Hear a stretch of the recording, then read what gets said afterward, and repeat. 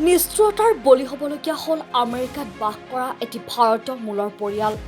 গোটেই পৰিয়ালটোকে সোমবাৰে অপহৰণ কৰি নিয়াৰ পিছত তেওঁলোকৰ মৃতদেহ কেলিফৰ্ণিয়াৰ এখন পাৰ্কত উদ্ধাৰ হৈছে। উদ্ধাৰ হোৱাৰ পিছত শোকৰ চাপ পৰিছে কেলিফৰ্ণিয়াত। উল্লেখযোগ্য যে সোমবাৰে কেলিফৰ্ণিয়াৰ মাৰ্কেট কাউন্সিলৰ পৰা আত্মহীয়া আৰুধি ধেৰী আৰু তেওঁৰ মাতৃ জাষ্টিন কৌৰ, পিতৃ জয়দীপ সিঙক দুৰ্বৃত্তই অপহৰণ কৰি নিছিল।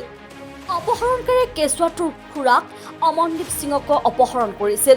বুধবাৰে নিশা ইণ্ডিয়া ৰোড এণ্ড হাছিন্স ৰোডৰ ওচৰত এখন পাৰ্কত 4জনৰ মৃতদেহ উদ্ধাৰ হয়। চিচিটিভিৰ ফুটেজত দেখা গৈছে যে জয়দীপ আৰু অমনদীপক একেলগে হাত বান্ধি উলিয়াই নিয়া হৈছে। কেইছেকেণ্ডমানৰ পিছত আত্মহীয়া কেঁচুৱাটো আৰু মাতৃ জাষ্টিন কৌৰক অপহৰণকাৰীৰ সৈতে ভৱনৰ পৰা ওলাই অনা দেখা গৈছে।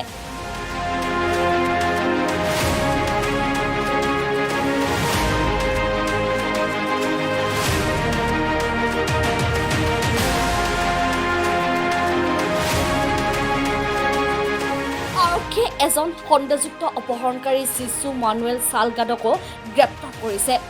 লোকজনে পৰিয়ালটোক অপহৰণ কৰাৰ কথা স্বীকাৰ কৰিছে।